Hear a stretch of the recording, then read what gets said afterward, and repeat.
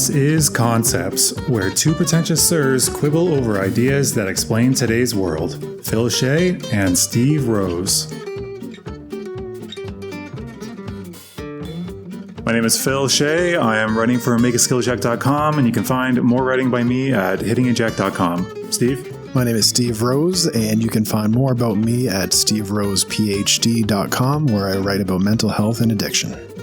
Welcome to Pros and Concepts. Welcome. Today we have a special guest on. His name is Phil from the website or the YouTube channel, That Dang Dad. Welcome on, Phil. Hey, everybody. Thanks for having me on the show. I'm really excited to be here. Appreciate the invite. Yeah, so maybe you can just tell us a little bit about yourself, and then we can get into our conversation about freedom. Yeah, my name is Phil. I go by That Dang Phil on Twitter, and I have a YouTube channel called That Dang Dad, which I started when my daughter was born about 4 years ago, and I was up late at night just dicking around and decided I was really into Philosophy Tube, if you know that YouTube channel at the time. Yep. And I was like, what if I did Philosophy Tube and I just sort of ripped it off wholesale, but at a much lower level of production. And so I started doing that and, just talking about just different things that interested me. But the thing that really put me on the map, and I think probably the reason that I'm maybe quote unquote qualified to talk about freedom and liberty and all that stuff, is that I used to be a police officer in Southern California in Los Angeles County. And I did that for almost a decade. And now I am a police and prison abolitionist. And so that was kind of what put my channel on the map, was people going like, whoa, you used to be a cop, but now you hate cops. How did that happen? So that's kind of how I got my name out there, was being the police abolitionist ex-cop. And so people enjoy hearing about that. So I talk about that kind of thing, but I also talk about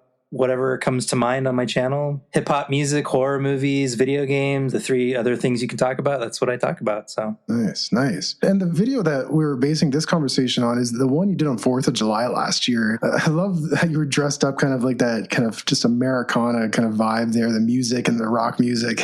You were talking about freedom and how America is very much based on this idea of freedom, especially American conservatism. And you really steel man the conservative strength in having nice thoughts on what freedom is, but then you have this nice critique of it as well. And so maybe we can start just having a conversation about what is this thing we call freedom? It's pointed to all the time. And what is it really? Yeah. In addition to being a former police officer, I grew up very conservative. I grew up in a very conservative Christian household, very fundamentalist, old-time religion was how I was raised. I've lived in Orange County, California, which is the Republican stronghold of California. I've lived in Austin, Texas. I've been down in Texas and stuff like that. And I grew up with my dad listening to conservative talk radio, Rush Limbaugh, Hugh Hewitt, Michael Medved, Dennis Prager. And so having grown up with that, that's just something that's in my mind all the time. And especially as I have migrated leftward and far, far away from that. And I still remember the things that I enjoyed about how they talked about the world and kind of the ideas that they came up with. And I just always think it's really interesting because having a channel that talks about left-wing concepts, we often get accused of being like an echo chamber and like, oh, you only talk to your friends. You don't know nothing about how the real America with the heartland, and it's like, no, I do know. I do know because that's how I grew up. But yeah, I like to talk about the best versions of these ideas that I may or may not agree with anymore. I like to talk about the best version of that because I think that human beings are often more alike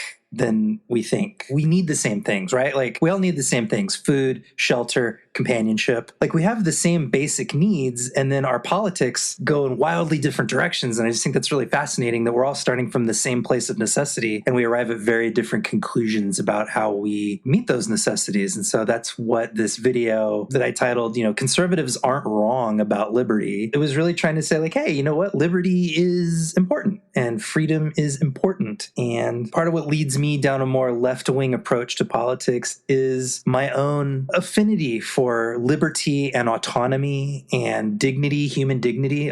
Those things are important. And I don't think that those are only the concerns of people that are on the right. And so that was kind of the genesis of the video, I guess. For sure. Yeah. I do find it funny that the right, basically when you hear somebody spouting off about freedom, for some reason it's become a right-wing thing. But as that video specifically points out, that we all all want to be left alone to do what we want to do, so long as, I think it was Thomas Paine, so long as we don't affect other people negatively, which kind of leads us to positive and negative freedom. I mean, I guess, okay, let's start with just a broad definition. Like, freedom is the ability to do whatever you want to do despite or without harming others. So positive freedom, the ability to act proactively, to do things. And then negative freedom is the freedom from harm, the freedom from being subjugated or walked on kind of thing. And that, I think, pretty much everybody on every part of the spectrum, I mean, maybe not the extreme authoritarian types, but I think all of us really kind of want that, right? Yeah, I think nobody likes being pushed around, right? Nobody likes being told what to do, like even just from a human pettiness kind of way. Like, it's annoying when you get bossed around. Nobody likes that, except for those of us who do like that in very specific situations. Yeah, I was going to say, except for kinks. Yeah, right, yeah.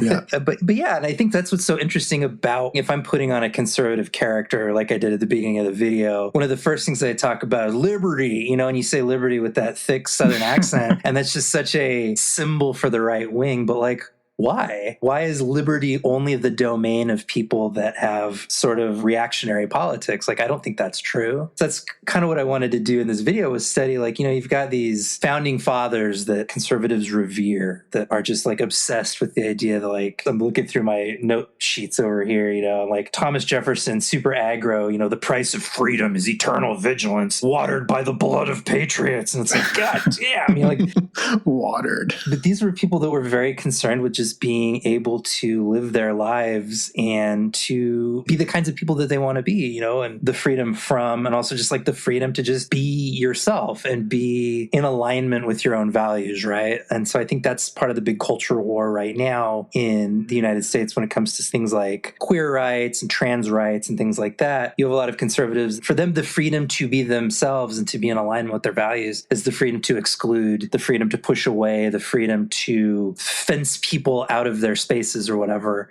Isolate. So there is that tension, and I don't agree with that, but I think that's a valid tension. It's like, how do people get to live out their values while also not excluding people from public spaces? It's an interesting tension. I hate to call it interesting, that's trivializing it. That is a tension that is very important to work out, and I think is being worked out very poorly right now. Perpetually as well. Yeah. Right? But yeah, it is interesting to me how many people on the right see it as a threat that, like, trans people exist, right? Going to the bathroom, like, what is more private, solo, solitary, do not perceive me act than just going to the bathroom? Like, where else do we really just want to keep our eyes on our own paper than a public bathroom?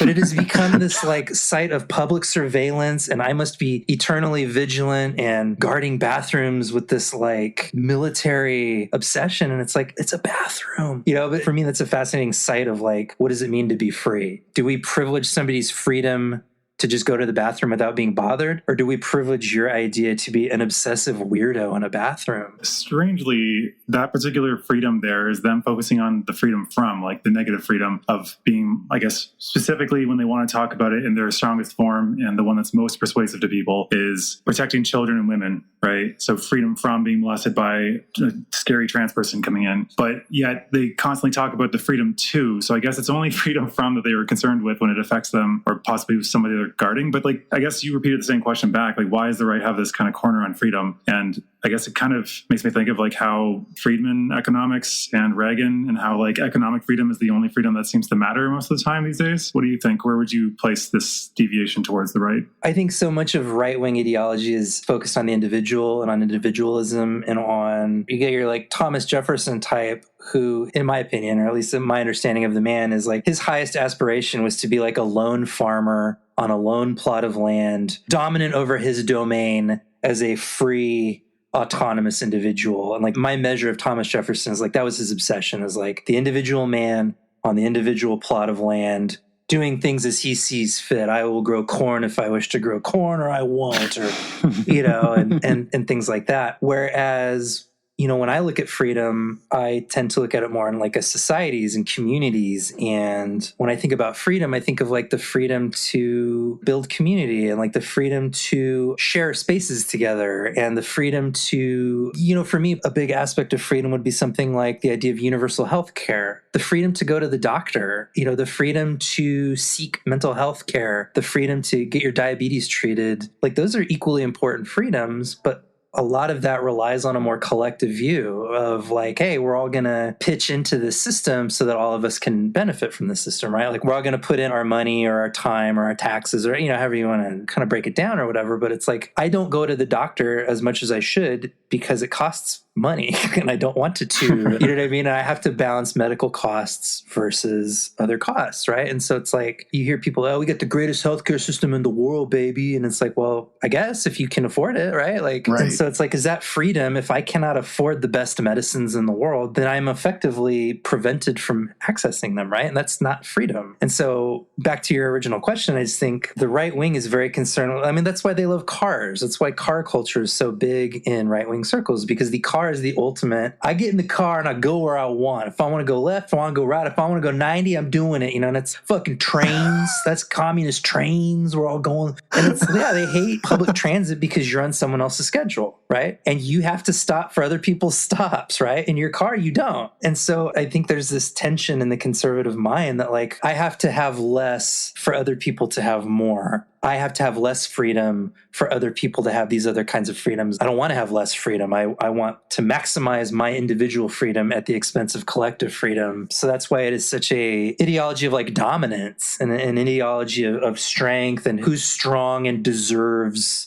So much of conservative ideology is like there's a limited pie of freedom and only the strongest deserve the biggest pieces of it and everybody else has to make do. And I don't agree. I don't like that. Right. And so if someone else getting freedom to access healthcare, you're having to give up some of your privilege. And so it's like take from the rich, give to the poor. No way.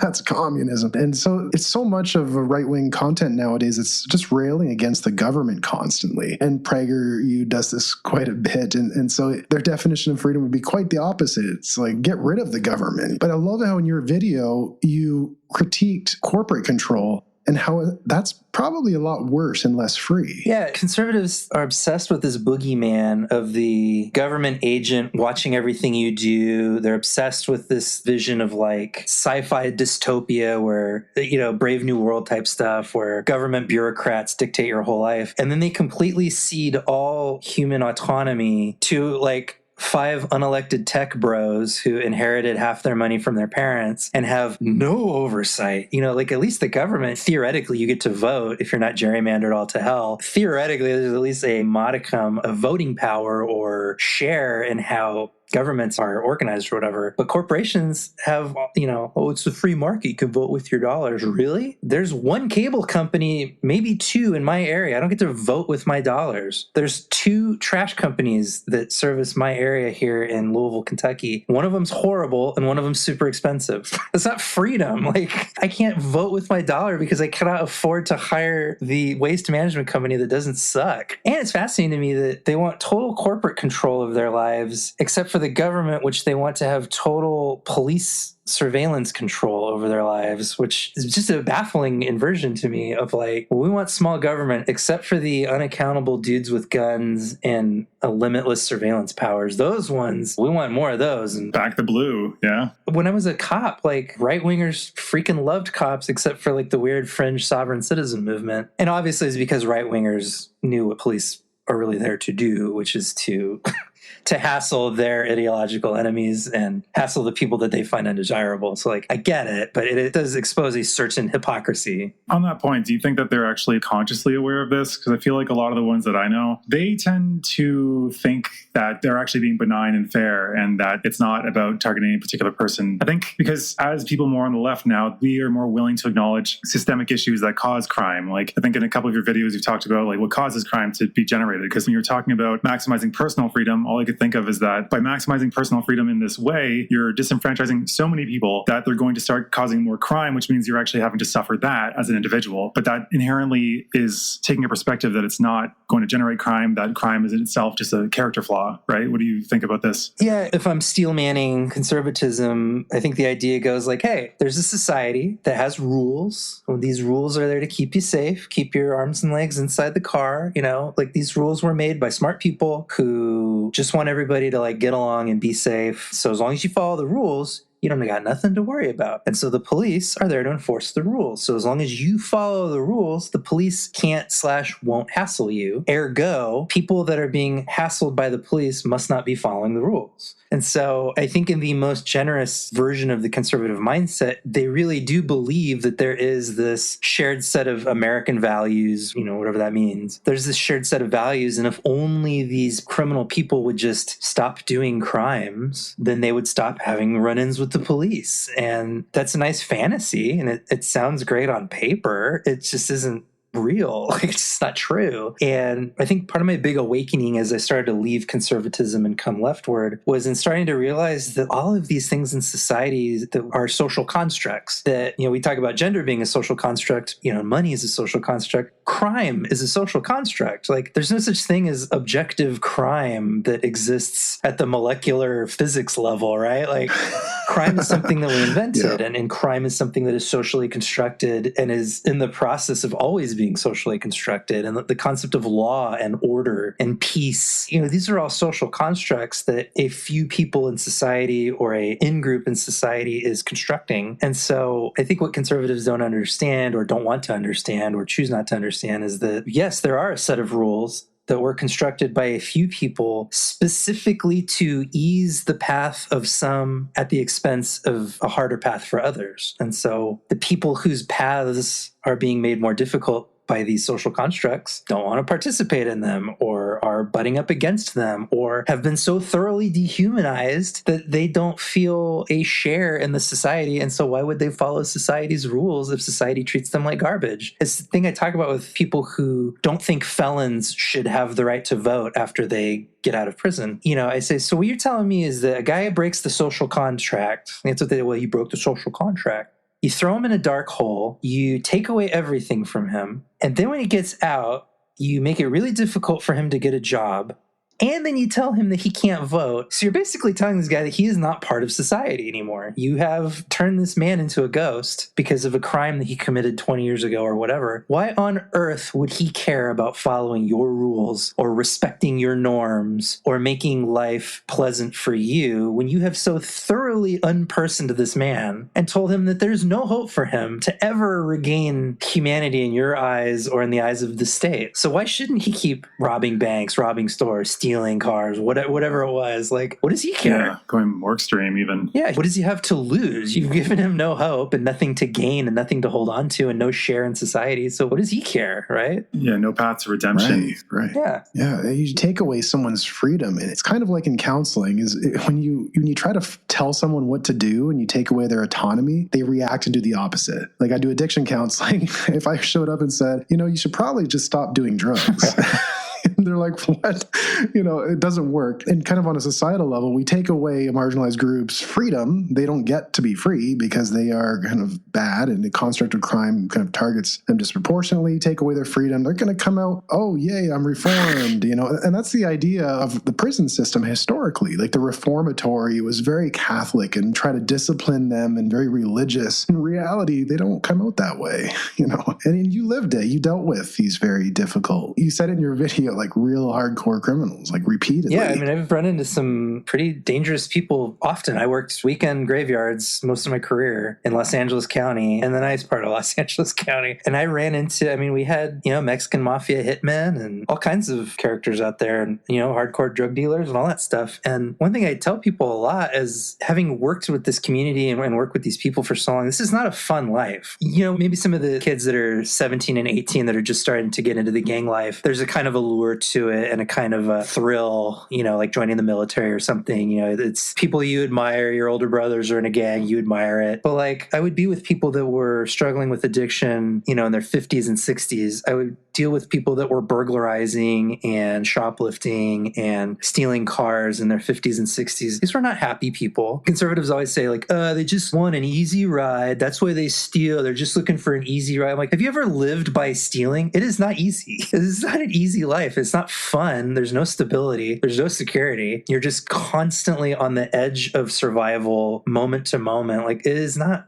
fun. So it's like, you really have to ask yourself, like, why would somebody be a 50-year-old car thief? Why would somebody be a 60-year-old burglar with arthritic hands picking locks? Like, this is not a life that anybody wants, right? So there must be some other factor pushing people into this. And these people that are 50 and 60, these people that have been living this lifestyle for so long, having these experiences for so long, they've been arrested 5, 10, 15 times. Why didn't it work?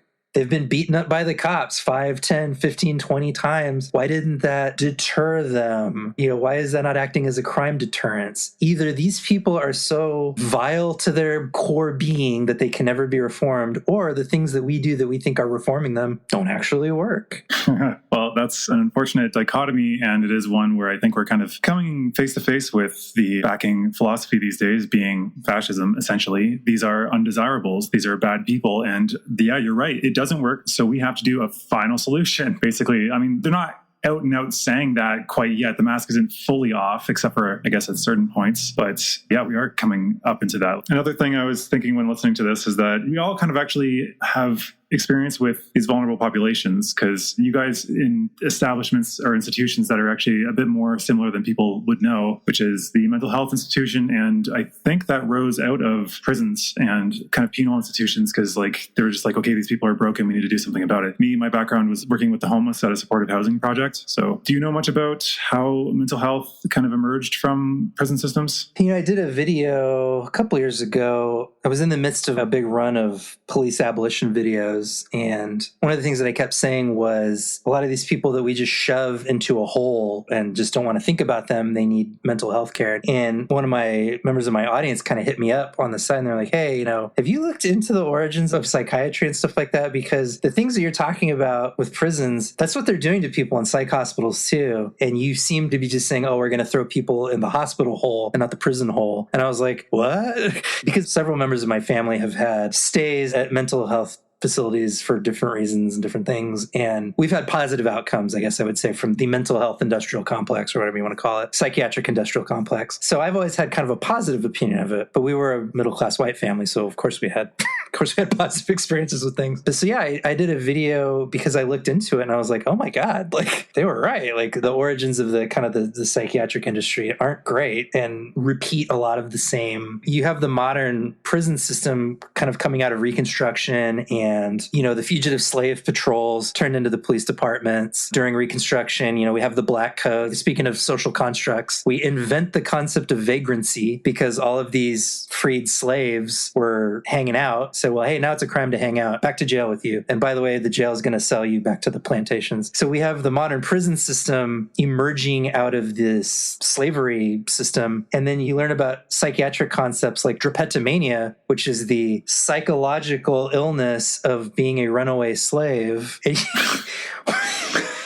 And so you start to learn that the same kinds of ideas that inform the prison system inform how we socially construct mental illness and the concept of health and things like that. So it's not something I'm an expert in, but I did do a video on it a couple of years ago because I got that comment that people were like, hey, you should really look into this. And it did cause me to look into like alternate modes of doing mental health and alternatives to, being committed to a psychiatric hospital and things like that. Right. And I'm curious, the hospitals referred to with a positive experience, are these, I don't know much about how the system works. Are they publicly funded, or are they by insurance? Are they private pay? Like, what's the situation you're referring to? I don't know, because a lot of stuff happened with family members when I was a kid. And so my understanding of it is weak. When I was a police officer, we did have state-funded facilities that, when we would take people on a 5150 psych evaluation hold, we would take them to facilities that were funded by the state or the city. So I know that those exist. I'm guessing my family members were in more of like a private type thing. Okay.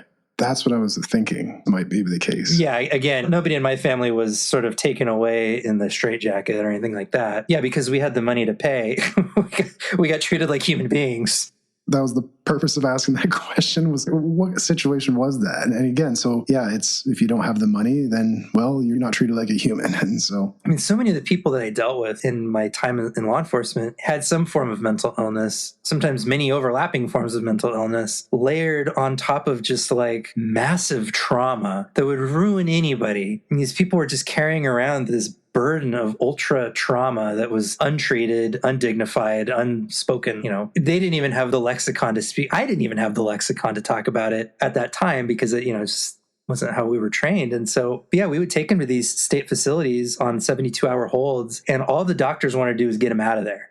And so it was like a conveyor belt of just like, get him in. What's up with you? Do you want to kill yourself? Yes, no. Okay, great. Sign here. Here's some pills. Get out there. And I remember we had people that would beat us back to the city.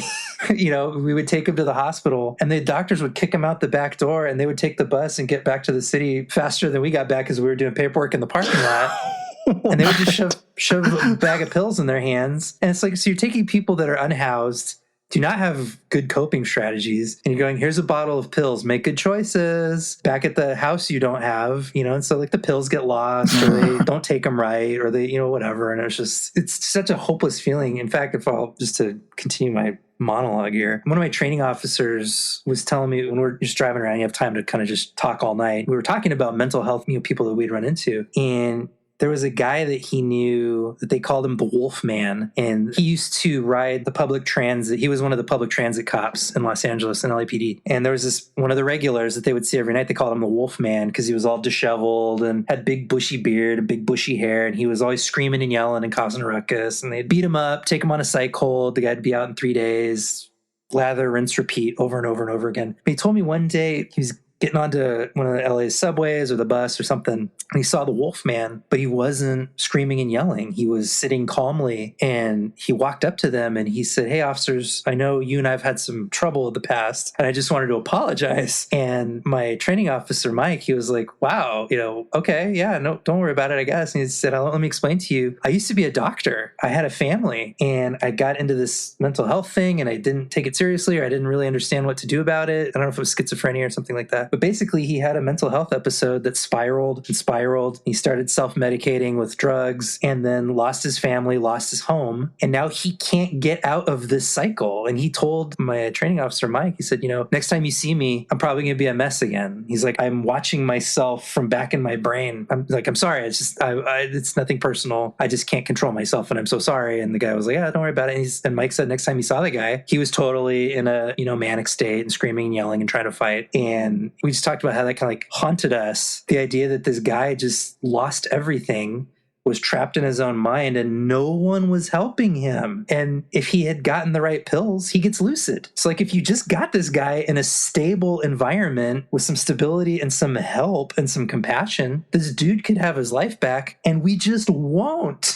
We just won't do it. I'd like to tie that back to freedom because I can see a path here. So from what you're saying, it's basically like this is a vicious cycle this guy can't escape from because the system won't provide him the support he needs to get straight again. And I think a lot of people, it's kind of like this, something I saw during the pandemic, and I felt myself doing it at times too. You see somebody who gets the disease and you're like, oh shit, like, well, what were they doing? You start investigating, being like, well, I don't do those things, right? So I'm fine, I'm safe. And similarly, I think one of the things that is another theme in that story you were saying is that like we medicalize healthy reactions to a system that's breaking us. And we're like, okay, you're depressed, you're anxious. Well, here's some pills. Shut up and go back into your cubicle and continue doing inhuman things. And I don't think people realize that like there's a theory called I think it's the diathesis stress model, which is we have a genetic propensity towards getting certain disorders. And with stress causes us to reach different breaking points. One will be maybe more of a temporary break. If you reach too much stress, which a temporary break, if in the system as you're describing it, you can have a break that you didn't expect to happen. You don't know why you're doing it. You're just watching yourself, as this man was, just going off. And then the system then further traumatizes you by victimizing you for reacting that way. And you're not able to ever get back. And I don't think people realize how tenuous it can be for many of us until it happens to them.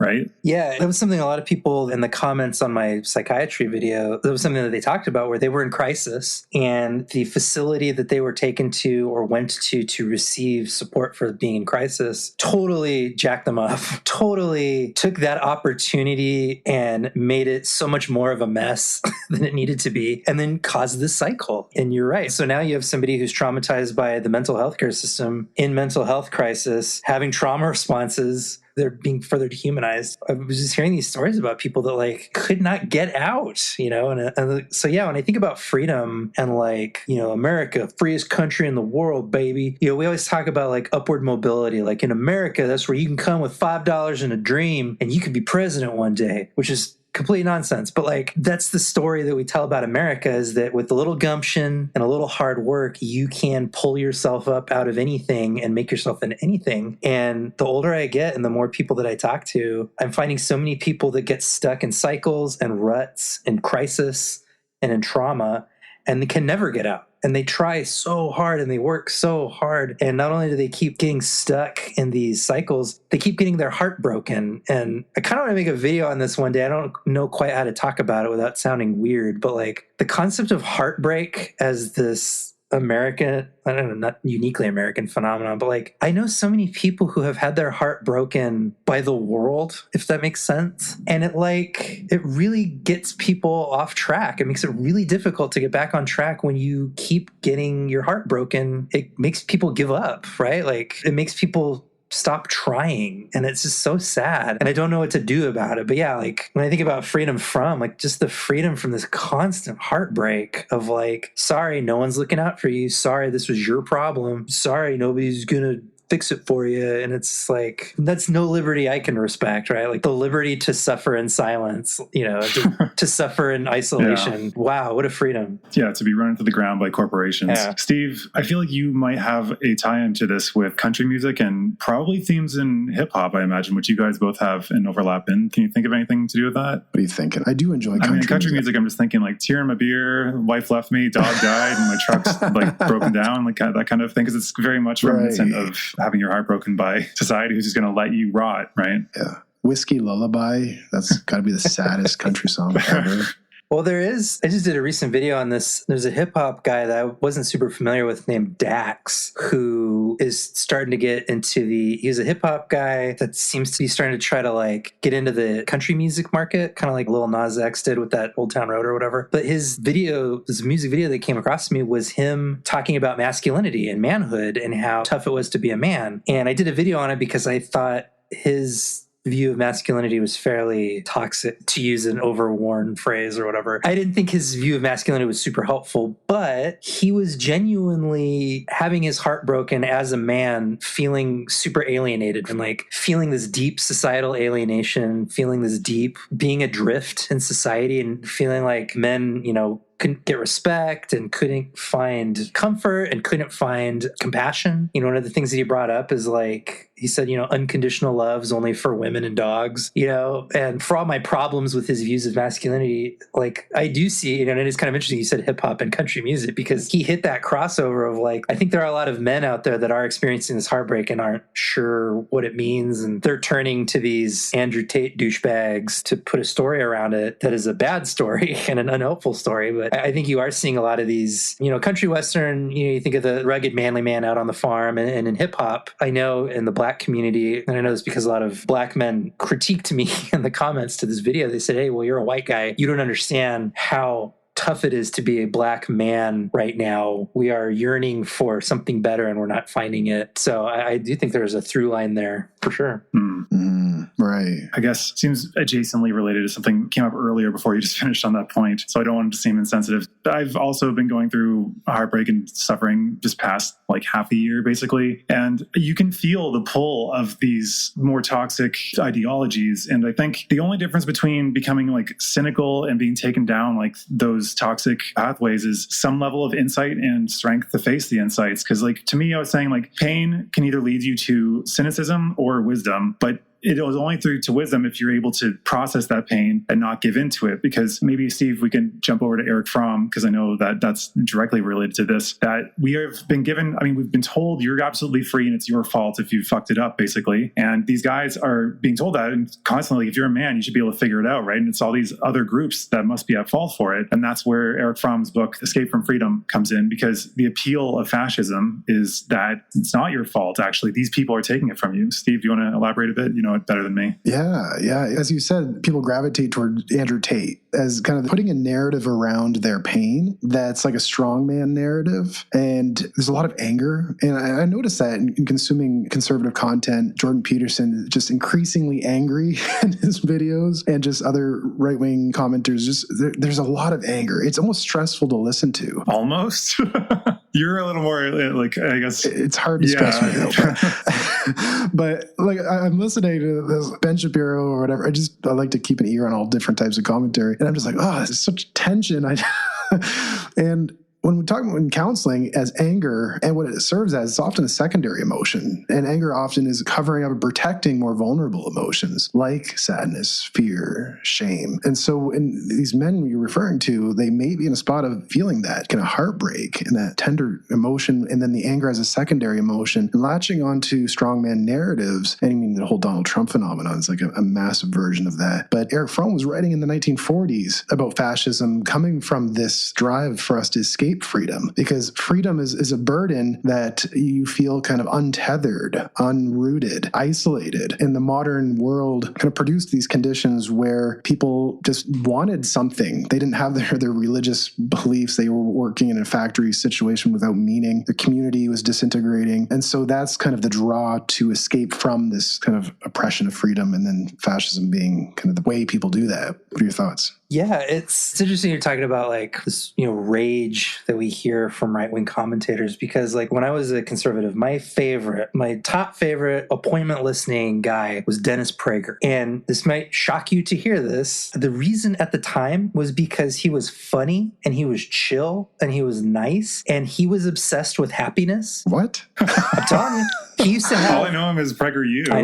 I know. Every Friday, the last hour of his program on Fridays was the happiness hour. And he would talk about as it was your duty to be happy, to find joy in the world and to spread happiness and to like seek, like that was like a moral good, was to be happy. And I see him now and he is the most crusty, salty, angry, just complete asshole and like just miserable. The Dennis Prager that I see now on PragerU is miserable compared to the guy that he was 15 years ago. And it's disheartening to me. And like, I feel like I'm going crazy when I tell people he didn't used to be like this. Like he has a whole book on being happy and how it's important to be happy. But yeah, I think so much of what is happening in society and in capitalism and neoliberalism, everything's crumbling. Everything's just not working, right? Like things just aren't working right anymore. And what used to only affect the bottom rungs of society, the floodwaters are getting higher and higher. And suddenly guys making $60,000 a year are experiencing the same alienation and the same precarity, and then $80,000, you know what I mean? Like you can feel this doom rising. And it's so important for us to have a story. Why is this happening? And so to your point, Phil, about these two paths that you can take, cynicism or wisdom, like to me, it comes down to like the flattering story or the complicated story, because so much of right-wing fascism now is a flattering narrative. Hey, man, you're strong. You are a strong man that has been made weak by,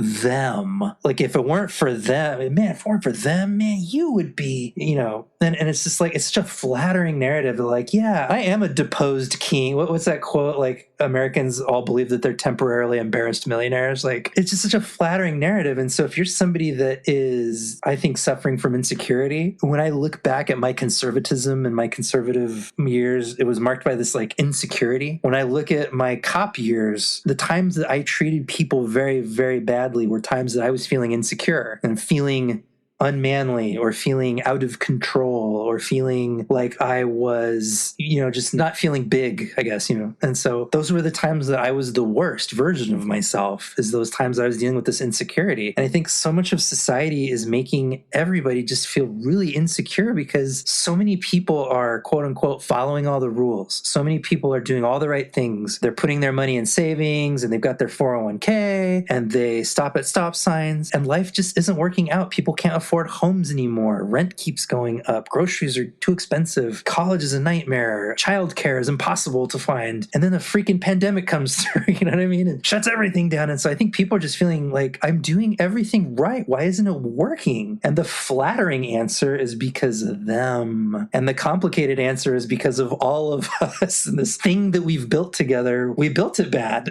And we could build a new thing. a la David Graeber. These are all things that we constructed, and we can construct new things. But that's a really longer answer than, well, it was those guys that did it. And also scary. Yeah. Because like right now we're at the fork, as I see it, at like late stage capitalism, as some people call it, where the fork is between at least restoring and maybe extending socialism, I guess, which is something we in Canada enjoy a bit more of, but it's being chipped away here as well. Or fascism, because like both of them will economically kind of be prosperous, but one through mass amounts of destruction and death. And what I find particularly ironic about this current twist is that the original fascists got in by saying that they were fighting against the commies. The commies are coming, they're going to take away all your stuff. So we got to give the state and the industry all the powers we can, or else we'll be commies. So we got to do that. And ironically, because the Nazis were National Socialists, they post-war almost immediately started tying the National Socialists with communism and socialism and just kind of bundling them all together. And now that we have like people pushing for socialism and saying we need to get more supports for every person, they're like, look, the communists again are coming, and we gotta become fascist again. So it's like using fascism but labeling it as communism to restore fascism in different parts of the country. It's insane. Exactly. And before we continue, I do have to bounce out of here. You two continue talking.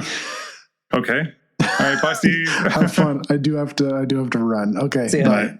It was nice to meet you. Okay, cop stuff, actually. Steve wanted to focus specifically on the left-right concepts of freedom, but I kind of want to talk a bit more about gangs and cops' view of freedom, and that quote, I had to pull it up, that I sent to you from his dissertation. I wish he was here for that conversation about the dirty, long-haired hippies, as every civvy is.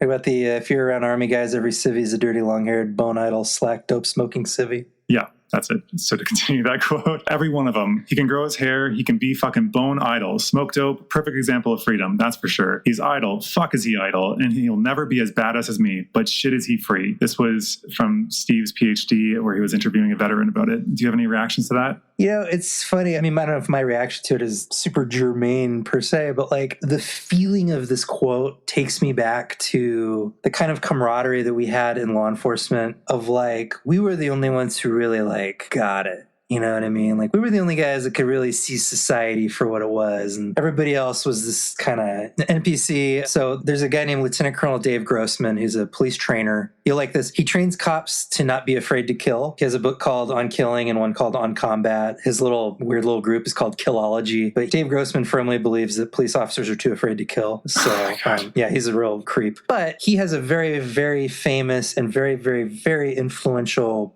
article that he wrote called On Sheep, Wolves, and Sheepdogs. And his whole thesis is that, society's got the sheep, who are the regular civilians, they got the wolves that prey on the civilians, and you got the sheepdogs, which is the cops in the military. And that the sheep are so stupid that they think that the sheepdogs look like the wolves, so the sheep don't like the sheepdogs, but the sheepdogs selflessly protect the sheep even from themselves, yada yada. But yeah, that's how we saw ourselves, as like, we were the ones doing the real work that really understood society, and everybody else was a sheep, and they were too dumb to know what was going on. And yeah, we would talk about civilians like that. Yeah, it must be nice. Must be nice to just blindly walk through life. Fuck is he idle, and he'll never be as badass as me. But yeah, we would talk about how like the cops came and do nothing anymore. We're getting sued by the people and city councils. We could really clean up the city if we weren't being hamstrung by freaking regulations. And it's just this dumb. In a society that's already consumed by in-group, out-group stuff, police are like the ultimate in-group. And so, yeah, it's something where I think police officers really don't think that normal society is like capable of being free in a responsible way. The way that we used to talk about civilians, they just can't help themselves. You know what I mean? Like they were children, right? Like, and it's like we had to be the adults in the room and we knew best. And that's why we could break the law, because we knew when it was cool to do it. We knew when it was okay, but civilians didn't. We were experts in the law,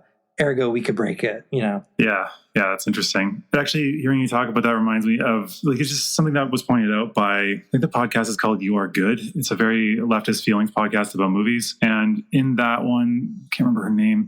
First name was Sarah. She talked about how it's a common theme in terms of like mobster movies where like we are the guys that really know what's going on. And we're the ones that are keeping our community safe because the cops are failing us, which apparently is something in criminology. I think of a theory about gangs rising when the cops start start failing those communities. And then I guess ultimately they too fall victim to the whole idea of like, we are the authority here, so we have to fund ourselves somehow, right? So we're going to start doing these more illicit and profitable things that are destroying our communities. So it seems like it always leads me back to the more I read about anarchic philosophy, the more you're like, it's power, man. Like it's power and wealth, and when the power that comes with that corrupts. Like it gives you basically brain damage. It makes you sociopathic to preserve your status. Yeah. If pushed, I describe myself as like an anarcho-communist because I like the way communists talk about the economy and I like the way anarchists talk about power. And it's just so true. Like when you are given power over another person, it's strange, it's weird, and it is alluring and addicting in certain ways. And it becomes, I remember like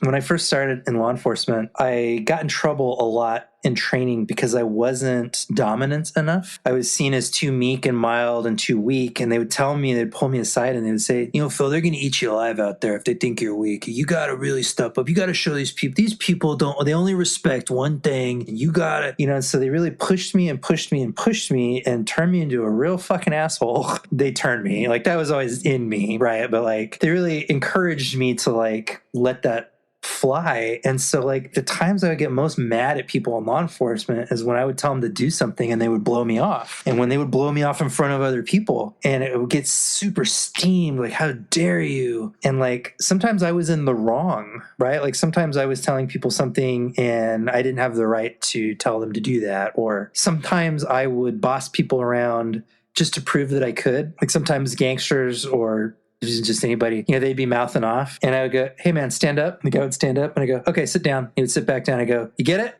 You get it? I can make you do whatever I want, right? Like, and there's like this thrill from doing that. And like, I'll never forget the first time I was in training and we were kind of wrestling around with a drunk guy that didn't want to cooperate. He wasn't fighting. He wasn't dangerous. He was just non-compliant. And for some reason, I slapped him and I got praised by my sergeant. I got praised by my training officer. I said, good job, man. You show that guy who's boss, right? Because I just slapped him he wasn't fighting us. I slapped him to quote unquote put him in his place or whatever. And I got like praised. And like all the guys were like slapping me. I'm like, there we go. That's what we want to see, man. Like, and that's when the guys really started to let me into the in-group kind of thing like that and started to treat me like an equal. And so like, I'll never forget just that thrill of being like, oh, like that was kind of cool. Like I just assaulted this guy and not only did I not suffer a consequence, I was praised. I received a benefit. And like in law enforcement, that happens so many times where you dominate somebody else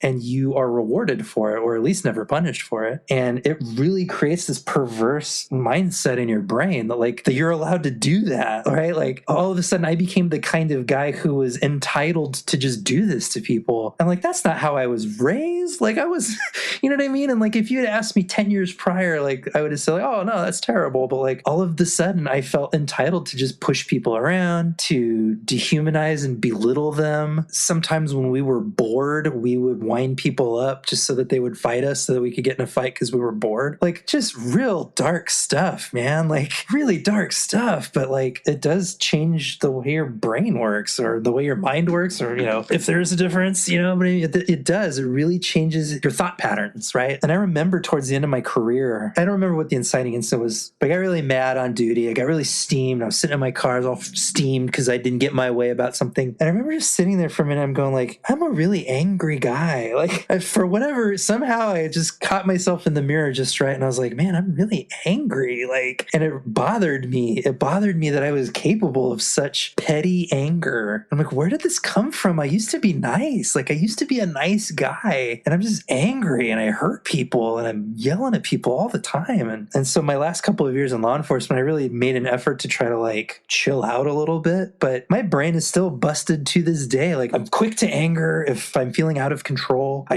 get, like you were saying, anger is a secondary emotion. For me, it's when I'm feeling helpless or when I'm feeling disrespected or not listened to. Like it sparks this like, and it just made you feel small. Yeah, if I feel small, I puff up real big and it just shoots up at me in like scary and pointless ways. And I look back at myself, I'm like, that was dumb. Like, what was that about? Like, I didn't need to get steamed over that. But like, yeah, really, I do really think that domination that I used to be able to have over people really changed the way that my brain works, and I don't like it. Yeah. Well, I wanted to thank you for having the courage to talk about this publicly, because like a lot of that, I think people may be quick to condemn, but I think it is a cultural thing. I want to drop just a quote that came to mind while you were speaking. It's a very nerdy quote because it's from Skyrim, but it's, what is better, to be born good or to overcome your evil nature through great effort? And I think I would say the latter, because the first, like, they can be tempted possibly and possibly corrupted still, and they haven't learned the path back. And I was just on another podcast called the Scuttlebutt podcast, and they were asking me basically whether I thought people were good or evil, or whether we could get rid of certain things like that. And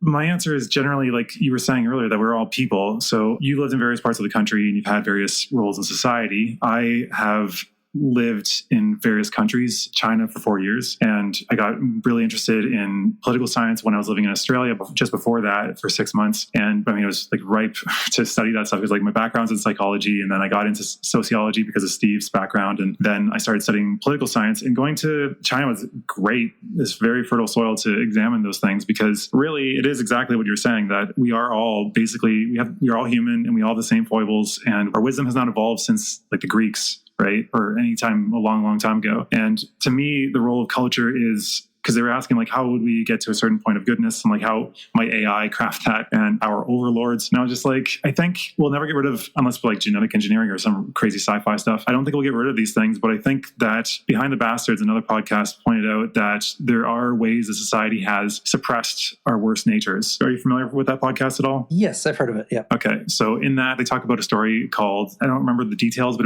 he called it The Shaming of a Meat, which is about a tribe in Africa, I think, where an anthropologist was studying them and integrated and living with them for a while. And he wanted to celebrate Thanksgiving. So he bought the fattest cow they had and was going to like celebrate and give part of it to everybody to like show how you would celebrate back home in America. And so a woman comes up to him and asks him like, so what are you planning to do with that again? Like, how are you celebrating this holiday? And he's like, oh, I'm going to slaughter the cow and everyone's going to get to eat from that. And it's going to be a great celebration. She's like, oh, that's skin and bones. There's nothing on that thing. Like, it's garbage. I was afraid that was what we were planning because it's not going to work out. And throughout the next little while, people kept coming up to him and razzing him and basically telling him like, you're an idiot. Like, what do you think you're doing with this cow? And eventually he was writing in his journal, and this is a guy who's been embedded with various groups and has dealt with a lot of stuff. And even he was like, why are they being ungrateful? Like, what's going on with these people? Like, I've only been nice to them. And then it came out that like anytime, I think it was the first time that men having the rite of passage going to get their first kill, whatever it is, whatever they bring back is going to be put down so that it suppresses their ego and keeps them realizing that they're not better than everybody else and that they can't just start like lording over everyone. And I think that's apparently where like the trope, that podcast Behind the Bastards theorizes that that's where like the whole matriarch who gives everyone shit constantly comes from, because it's kind of keeping people in tow. And like he sees fascism as a social disease, like a social cancer that spikes up because we haven't been doing that. Do you have any thoughts on this or reactions? Yeah, that sounds really interesting. It rings true to me. Like, the thing I struggle with sometimes is like, we talk about these like systemic issues, you know, and there's I think it's a Michael Brooks quote where he says, you know, we should be kind to individuals and ruthless to systems, and I love that. And I try to like live by that, you know, especially like talking to people online. If somebody will make you mad online, I want to like dunk on them. And I'm like, and I try to remember like, okay, that's an individual. That's a systemic person. But systems are made of individuals who are perpetuating the system. So when I think of that story and I think about like, yeah, I think we can build cultures of compassion, cultures of community. I mean, we see it. We see elsewhere in the world cultures that are focused on taking care of their elders in a way that we typically don't down in the United States. And like, we see cultures of sharing that we don't see in the United States. Like, and even within the United States, within certain communities, like we see cultures of togetherness and community and communal organizing that are not repeated, you know, at large and quote unquote larger American culture. I guess I just wonder how scalable that is, or is that something where we have to meet people's needs first and reduce scarcity before we can expect people to, you know, to behave, quote unquote. I guess what comes first, like meeting the material needs and then building the culture around sustaining that? Or do you build the culture first so that you can meet the material needs? I don't know if that makes any sense, but yeah, it like rings true. Like what you say rings true to me. I wonder how you implement that in media res here in like the United States or in Canada, you know, wherever else, Australia. I would say it would probably have to be be in tandem, because like, how are you going to start changing the system and meeting needs if you don't change the culture? They would have to kind of go hand in hand, one screen like dragging behind the other, I guess, or tied together. And like, I've thought a lot about systems and how to make things better. And I think the conclusion I always come back to is that like, supposing we avoid lock-in, as they call it in like sci-fi circles about like AI just locking in certain values, it always requires some level of rejuvenation, because like every system that you can think of starts off probably good. That's why it became gaining favor generally. And then it eventually becomes corrupted over time. Like, look at how Christianity is now, right? Like, talk about what Jesus actually said. Amazing guy, had a lot of great values. The people that follow him today, little bit of ways from that, you know? Because I was talking to my friend, she's British and she's studying randomly just for fun, I think like Wiccanism and Druidism and a bunch of the stuff to do with that. And she's like, oh no, they're individualists. They don't believe in congregating like the Druids, I think. And so like, they will never become like a problematic institution. And I was just like, yeah, there's definitely not going to be a group of people who's like, you know what? If like we're being like subjugated by these groups, we should band together and have the power of that, and then off it spirals, right? But I think you're right that it's got to be everything kind of moving together. Something else I wanted to ask you about, and how maybe you can relate it to the U.S. system. In other countries, this is according to the book, The Dictator's Handbook, great book, by the way. In that one, they talk about how in a lot of more developing or less developed nations, if you want to call us developed, honestly, they pay their cops less because they know that they will then be primed to be more corruptible. And if anybody tries to be like the tall poppy, as they would say, tall poppy syndrome, it'll be clipped. They don't want that person to be there. So if you're going to be upright, then they don't want you, because they're all corrupt, then you got to be corrupt. And if you're all corrupt, then the system can then say, hey, do these things for us. You can pretend to be upright all the time, but we know that you're not. And we know you have to be corrupt, or else you probably can't live off the salary. So I'm just curious what you think about that. Yeah, that was a huge problem in New Orleans, in Louisiana, here in the United States. They were the least paid police force. I think major municipal police force in the United States was New Orleans PD. They were like the most corrupt one, because they were getting paid poverty wages. Like police work, for all of the dominance and prestige and whatever, it's not an easy job. It's hard on your body. You're working graveyard shifts. You're working 12-hour shifts. A lot of people do want to fight you. It's a thankless job. You think about thankless, but it's a job that is hard on a body. And you see stressful things and you see horrible things. I've seen lots of unforgettable, traumatic things in my career. And I was paid very handsomely to see those things and to deal with that. And I think New Orleans PD was being paid, I can't remember what it was at the time, $25,000 a year, $30,000 a year, which is not nothing, but I was making my best year in law enforcement as a patrolman. I made $105,000 or something like that a year. I was mainly pulling in 80 to 90 in Southern California. These guys were making a third or a fourth of what I was making. And yeah, they were corrupt as hell. And you just have so much access to trouble as a cop. You're out by yourself or with a partner, but I worked alone. You're out patting somebody down and you pull a baggie of drugs out of them, and they will be very grateful to you if you say, hey, how about I just confiscate this and you get out of here and you forget you ran into me. They will very gratefully forget that they ever saw you. And now you've got yourself a baggie of drugs, and why shouldn't you sell it? Like, who cares? And that's not something I ever did, but you could see why people that were not making very much money would selling a baggie of drugs, and then you do a big drug bust, and now you've got a big brick of cocaine that you could sell. That happened in Los Angeles Police Department in the Rampart Division. The Rampart Division in the, I want to say late 90s and early 2000s were essentially a drug cartel. This division of Los Angeles Police Department turned into a drug dealing organization, and they would confiscate drugs from drug dealers and then resell it. They would attack other drug dealers. They paralyzed a guy, a rival drug dealer, really bad dudes. And that was an LAPD, which they made pretty good money. And then you see this in Mexico and some of the border towns where the drug cartels are really strong. The officers down there don't make very much money. And in all of these cases in New Orleans and in LAPD, and even where I worked, you did not want to be the goody two-shoes cop.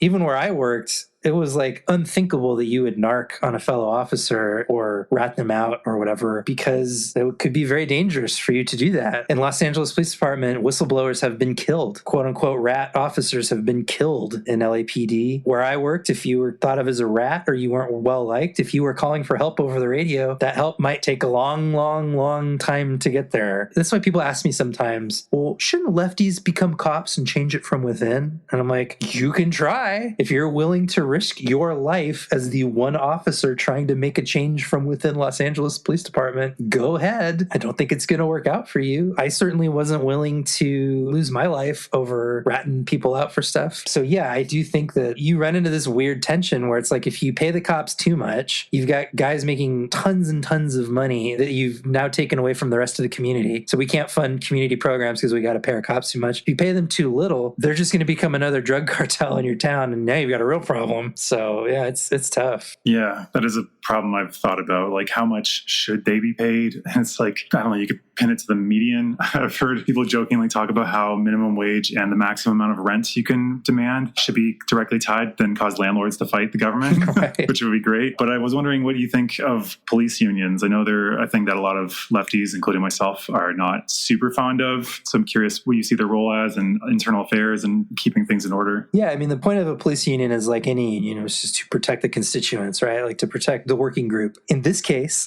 people ask me like, well, aren't police union, like you're pro-union, what about police unions? And I'm like, well, when the bosses want to break a strike, who do they call? They call the police.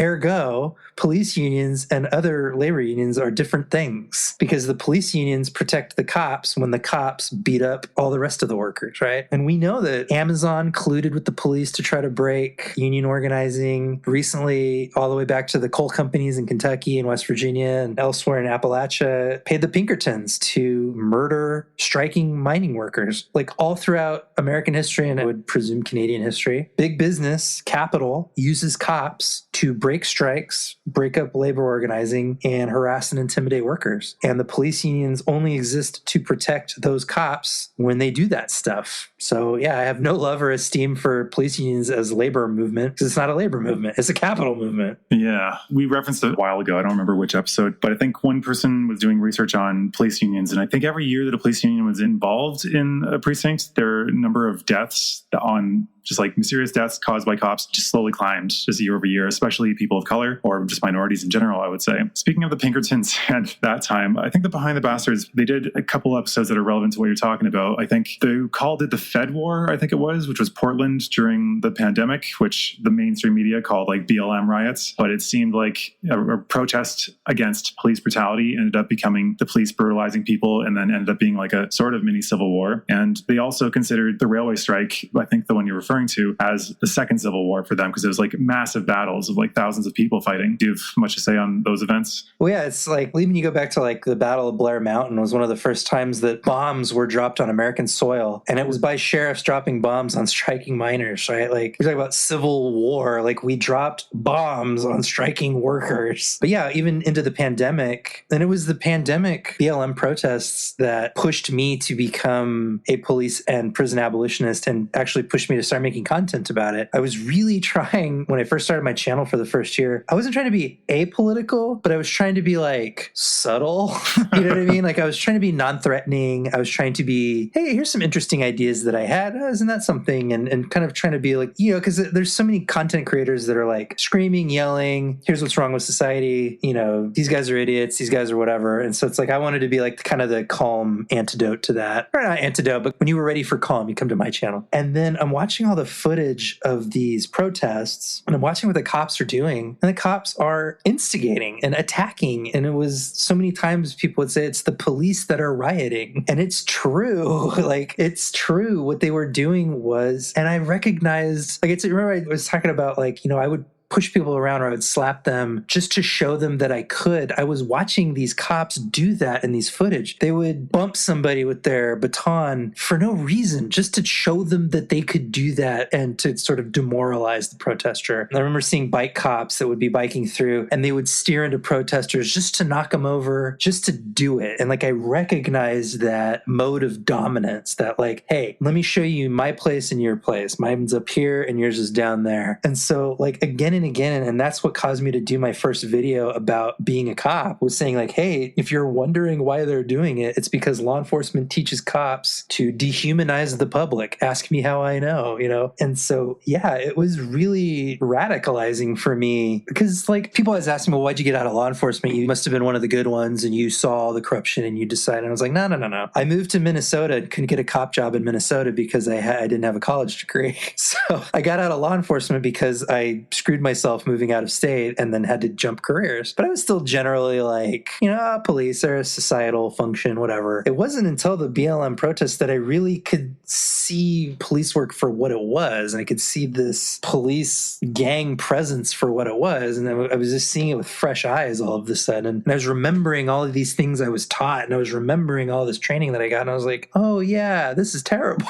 Like, this is, oh man, wow, I used to do that. Holy shit. Like, and it's hard to talk about without sounding, that's one of the toughest things I think for me is getting into leftism. And, you study what the CIA did in South America, and you study what the cops are doing now, and you study what the FBI has done to labor movements and everywhere else. And you sound like a nut. Like, you sound like a conspiracy guy. Yeah. And it's like, no, this all really happened. They're doing this. Yeah. And then the more you say that, the more you're like, oh, this guy's really off his rocker. I'm watching these police riots and I'm like, this is not okay what they're doing. This is wrong. And, it's tough. And then the left and the right media, if you can call that left media, was still pandering the same friggin' stuff, right? Like how people see CNN as like super far left. And it's like, I think even they were just constantly being that, I mean, even they, quote unquote, because in Brazil, I was just there last year for 4 months. And down there, it's a for-pay TV channel and it's extremely conservative, pandering to the rich people there. But as for your channel being like a calming place, it's actually surprising hearing you talk about having anger because you use such a soothing voice in your videos. And one video in particular, at the beginning of this conversation, you talked about appealing to the things that you remember you liking from back then. I used to be very Catholic when I was growing up, and I gave it up when I was in first year of university. And your video it was appealing to Christians, and it was talking about what you do to the least of these is what you do unto me, that whole scripture. And that's actually a perfect video. Honestly, I was just like, wow, this guy's an amazing marketer, because I was able to send that to some of my Christian friends. I'm like, that is exactly like, yeah, that is the part of Christianity that we should be embracing. Like, yes, treat people well, because like, how good are you to be good to your friends? Even like the tax collectors and hypocrites do that. Like, you have to be good to your enemies as well. So yeah, I just want to say, like, I really appreciate the channel. I know that we're running out of your time here. So one question, really. I know you have a whole video on this, but right now, do you have any recommended video games, books, movies, any media you would want to pitch for people to dive into? Oh boy, I'm reading I can't stop buying books, and I'm really struggling. In fact, I have Tuesdays and Thursday nights, I'm going to read instead of watch a movie. But I'm reading a book right now called Black Marxism by Cedric J. Robinson, Making of the Black Radical Tradition. And for me, it's been really interesting because I've there's always the debate, should you read theory or what, and it's like, read whatever you want. I don't care. But, I'm not a big theory bro just because I don't have a ton of time and it's really hard for me to finish books right now. But I've been really enjoying reading Black Marxism because it's an interesting way of talking about sort of the history of Marxism, but through the lens of Black radicals. So instead of just talking about all these European guys sitting around thinking their deep thoughts, it really goes into the history of the Atlantic slave trade and how the events of the Atlantic slave trade and of British colonialism before that, how that changed the psyche of different places in Africa and different peoples in Africa and how they approach political radicalism. It's just a really interesting way of talking about that I, obviously as a white guy from Orange County, California, have no experience with, right? And so that's something for me, whereas I'm being cognizant of my role as a, YouTuber, content creator, whatever, I'm really cognizant of how much anti-blackness there can be even in leftist spaces, how much ableism, how much of these other axes of oppression are still present in the content from certain people and in spaces that we're in. And so it's something for me where I'm trying to be more cognizant of that and kind of get out of my comfort zone a little bit. So Black Marxism is a really good book. And then I've been watching Only Murders in the Building, which is I guess it's a Hulu show. I think I pirate everything, so I don't necessarily know the origin. I think it's on Disney Plus. I thought I saw it there. Well, anyway, there's a swanky apartment building in New York and there's a murder and 3 people decide they're going to do a true crime podcast about it. And it's very funny. It's got Steve Martin and Martin Short and Selena Gomez, and they're great together. I've been watching The Righteous Gemstones. So those of us with religious trauma, The Righteous Gemstones is very funny and very sweet. Now that I'm a dad content really speaks to me now. You're now a sappy old man. Yeah, I am. I get all, and so so much of The Righteous Gemstones is about the relationships of fathers and sons. I don't have a son, I have a daughter, but so much of it is about what it means to be a good dad and what it means to be a bad dad. So I'm all sappy about that right now. Yeah, tonic masculinity, as some people call it. Tonic masculinity. And then the game that I just beat this weekend that I really enjoyed was called Dredge. It's a horror fishing game. Ooh, It's up my alley. Yeah, set in a little kind of Lovecraftian coastal community, and you end up catching fish and just trying to, outfit your little fishing boat with new gear. And I sure hope there's nothing weird out in the water that would scare you. But yeah, I really enjoyed Dredge. It's a great 10-hour, great story, great atmosphere, great art style. You're in, you're out, 10 hours, beautiful experience. Love it. Great. Well, thank you for those recommendations. Do you have any plugs you'd like to plug? Yeah, I'm on Twitter at ThatDangPhil. I'm on Blue Sky at ThatDangDad, and I'm on YouTube at ThatDangDad. And I try to be pretty approachable and pretty chill, and try to just keep good vibes and keep it fun. But that's where people can find me. Really appreciate you having me on. Great. Yeah, I'd love to do this again sometime, and thanks for joining us. Yeah, absolutely. Yeah, sorry that we're both named Phil. I don't know if you noticed that.